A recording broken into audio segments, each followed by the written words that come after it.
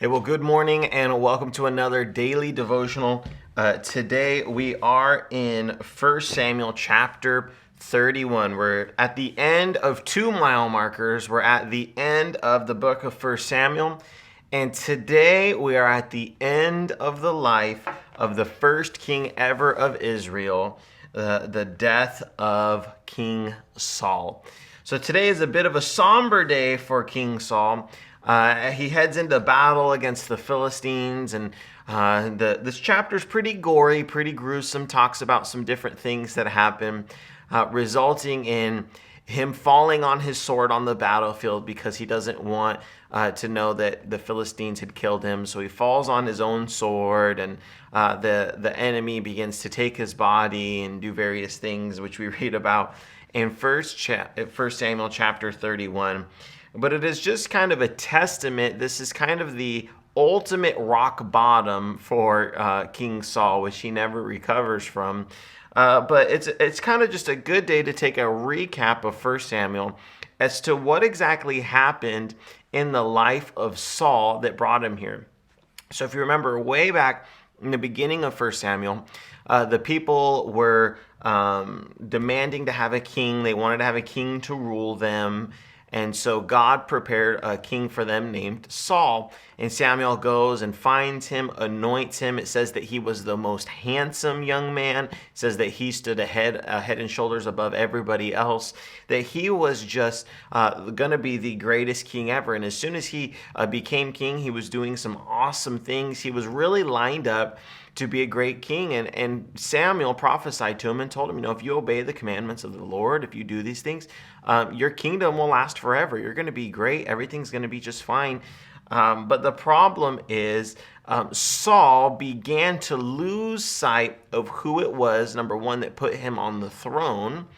And he began to kind of do things his own way in many different ways.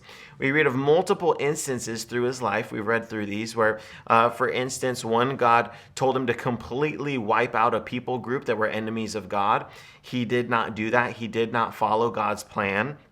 And then we see that he begins to, then when he was supposed to wait for Samuel to offer the sacrifice for him, he decides, I'm not waiting for Samuel, I'm going to offer the sacrifice on myself. So then he begins to deny the priesthood that God has put in place.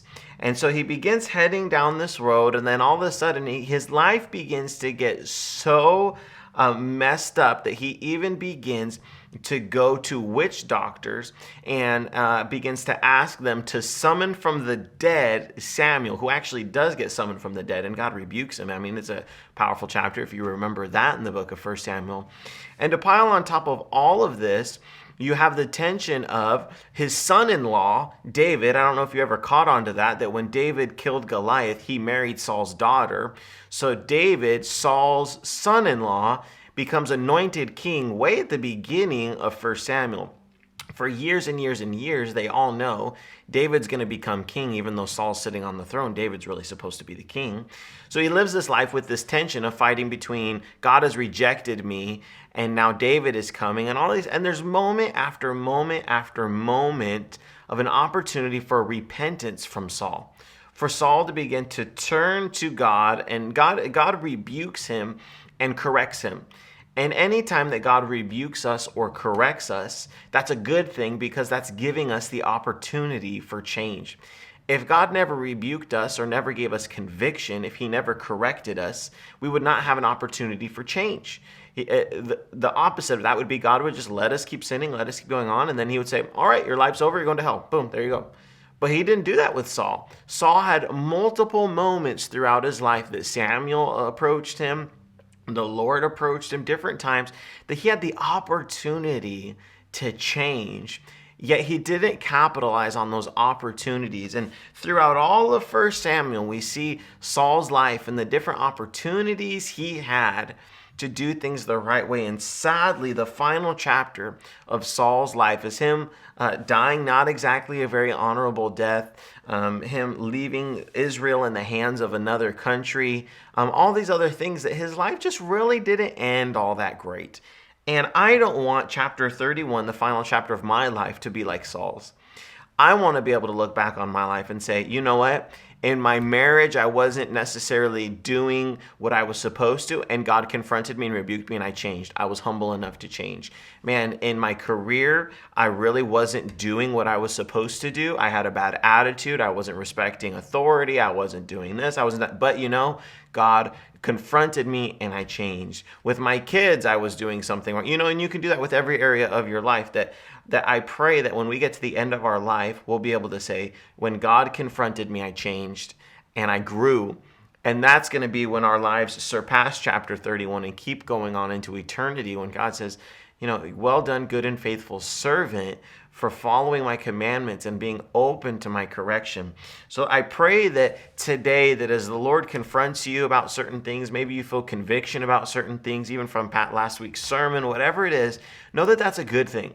That the conviction and God's correction, even maybe a godly person speaking correction into your life, is God giving you the opportunity to change, giving you the opportunity to improve your life. How horrible would it be if we lived life without correction, without conviction, and when we died, we just got to find out how we did? God gives us the opportunity each and every day to change. And I pray that the end of our book, the end of our chapters, ends a little bit differently than Saul. So we hope to see you back tomorrow as we start 2 Samuel, which is going to be an absolutely awesome new season of David coming onto the throne. And we're going to learn of Solomon and Absalom and all kinds of amazing things through the book of 2 Samuel. So we hope to see you tomorrow.